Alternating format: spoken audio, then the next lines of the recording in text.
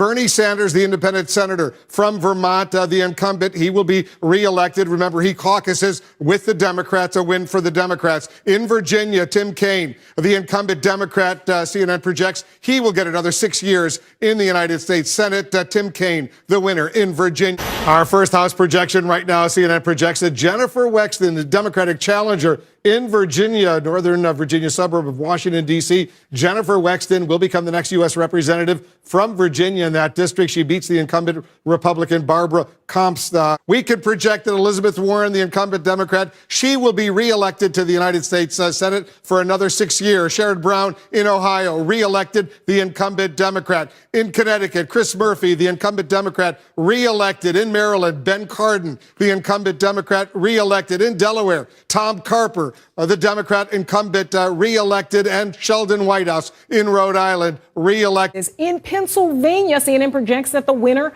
of this race, Tom Wolf, who of course is the incumbent governor, he hangs on, wins re-election, defeating Scott Wagner, the Republican, in this race. We'll go to Massachusetts. CNN projects that the winner there is Charlie Baker, also the incumbent there, the Republican, defeating Jay Gonzalez for a second term. So 2 holds, 1 for Democrats and 1 for Republicans. Another pickup for the Democrats. CNN projects that Donna Shalala will be the next representative from Florida in the House 27th District, defeating Maria Elvira Salazar. That's right, Dana. CNN projects that in Tennessee, the winner of that race is Bill Lee. This was an open seat. He wins this race, defeating Carl Dean, who was the Democrat in that race. We can move on to another projection in Arkansas. CNN projects that the winner of that race is the incumbent, Asa Hutchinson, who defeated Jared Henderson in this race down in Arkansas. In Rhode Island, CNN projects that the winner of that race, Gina Raimondo, she is the incumbent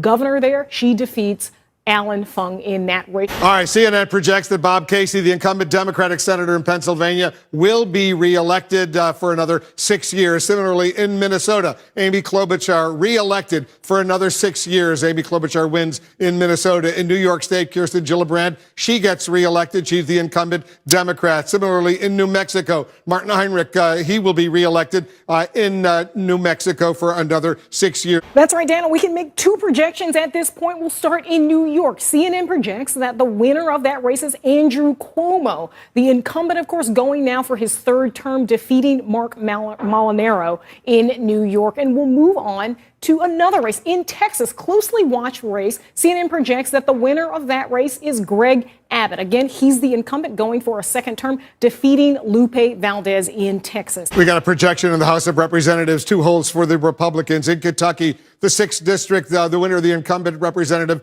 Andy Barr. He's the Republican. We had been watching this race very closely. He was challenged by Amy McGrath. Andy Barr reelected. In the Lexington, Kentucky area, Andy Barr, the incumbent Republican, gets reelected. In Florida, Ross Spano, the winner, the Republican, he beats Kristen Carlson. This is along the I-4 corridor. Ross Spano gets elected in Florida. That's right, Wolf. A major projection. West Virginia, CNN can project that the incumbent Democrat, Joe Manchin, will go on for another term.